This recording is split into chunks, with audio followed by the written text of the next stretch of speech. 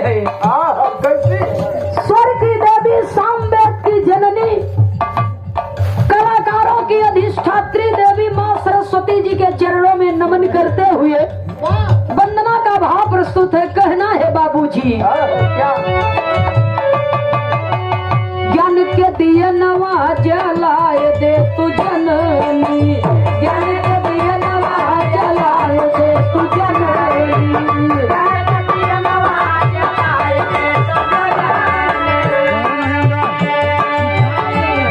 त्रिलोकी दर्शनवा कराए दे तू जननी, त्रिलोकी दर्शनवा कराए दे तू जननी। ज्ञान के दिए नवा जलाए दे तू जननी, ज्ञान के दिए नवा जलाए दे तू जननी।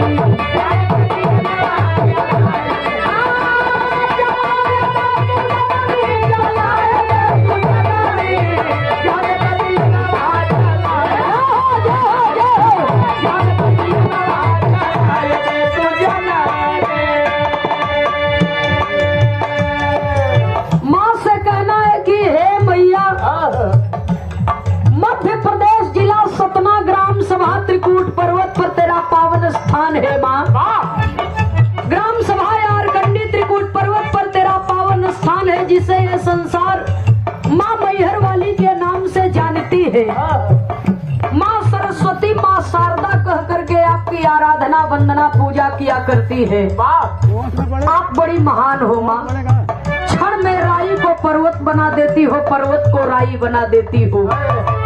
पहले बंद में कवि को संकेत करना पड़ा बाबूजी। कहना है,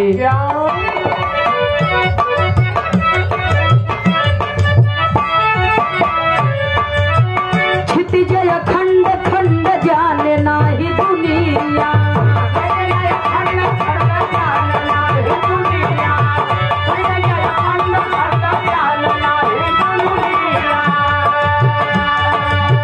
हरि के चरनिया ध्यान तीनों, हरि के चरनिया ध्यान तीनों दुनिया, हरि के चरनिया ध्यान तीनों दुनिया।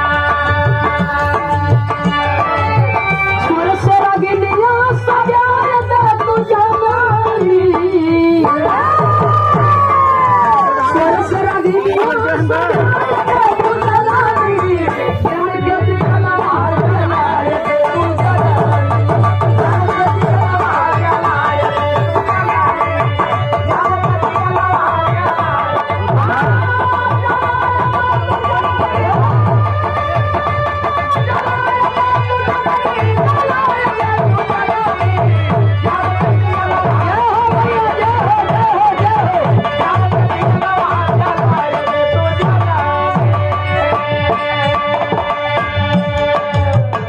माँ से कहना है कि हे माँ, ज्ञान और सत्य की ज्योति तेरे दरबार में 24 घंटा जलती रहती है। जिसे भी उस ज्योति का प्रकाश मिला उसकी जिंदगी प्रकाशमय हो गई, उसका नाम युग युगांतर तक अमर हो गया। मेरे पास इतनी बड़ी सामर्थ्य नहीं है कि मैं आपका भजन गा सकूं, इतनी बुद्धि मेरे पास नहीं है माँ।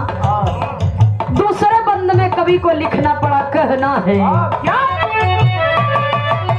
खडरी तू रात दिन काल कहता कार्या,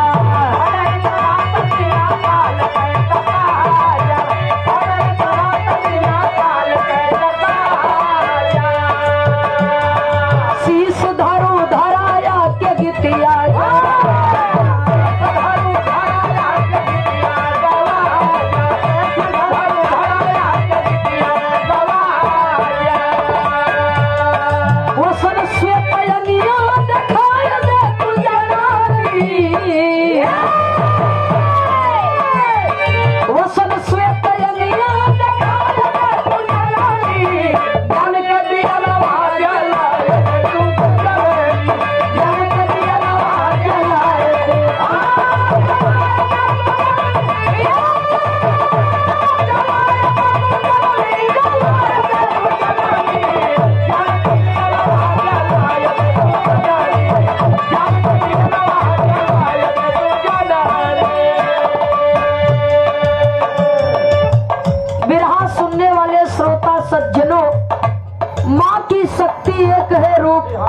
है।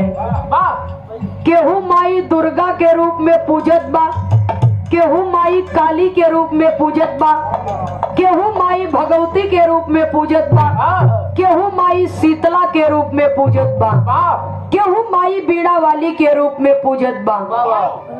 तो आपकी शक्ति एक है लेकिन रूप अनेक है। आपके छत्र छाया तले ये संसार है। मान होती तो ये दुनिया न होती बाबूजी। इसीलिए किसी विद्वान ने कहा है कि त्वमेव माता च पिता त्वमेव बंधु च सखा त्वमेव। आप ही सब है, आप ही माँ है, आप ही पिता है, आप ही भाई है, आप ही बहन है, आपसे ये संसार है। कवि को संकेत करना पड़ा बाबूजी, कहना है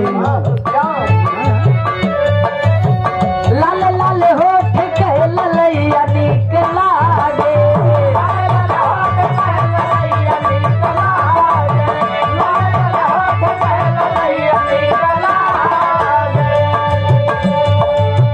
रंग रंग चूड़िया कलैया निकला, रंग रंग चूड़िया कलैया निकला,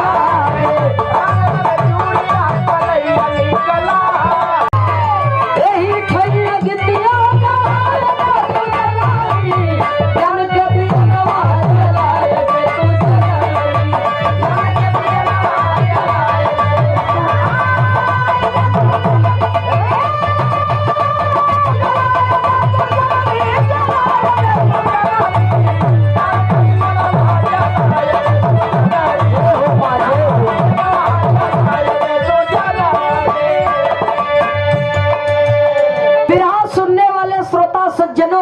माई के वंदना जिंदगी भर करत रहबा न ओराई। एक ही लाइन में माँ की भजन पूरी हो जाती है, केवल श्रद्धा से माँ शब्द कहना है। माई के कोखिया से हम आप जन्म लिया, जीवन जिए का शक्ति मिली, लेकिन इस जीव को मोह माया के बंधन से मुक्ति कौन देगा।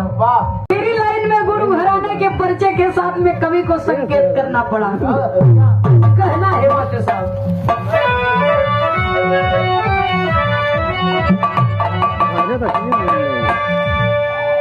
हाय नयनवा में राम बसी गए, रामा रामा रामा रामा यारे मोरे रामा, नयनवा में राम बसी गए,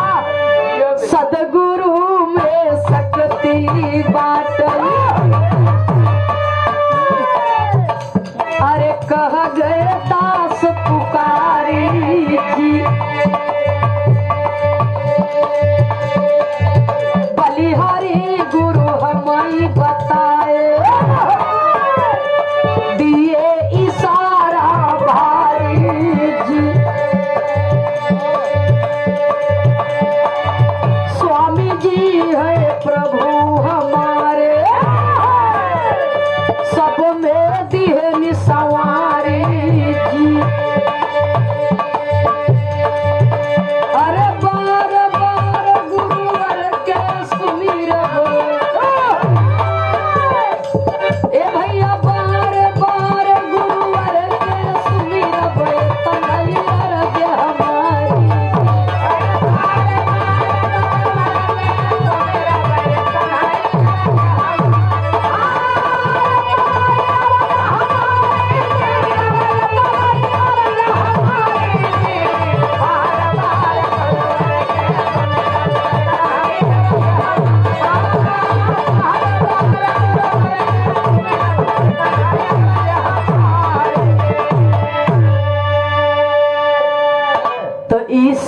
सदगुरु की बलिहारी, अरे ये सब सदगुरु की बलिहारी, अब हम पे दिए जदुइया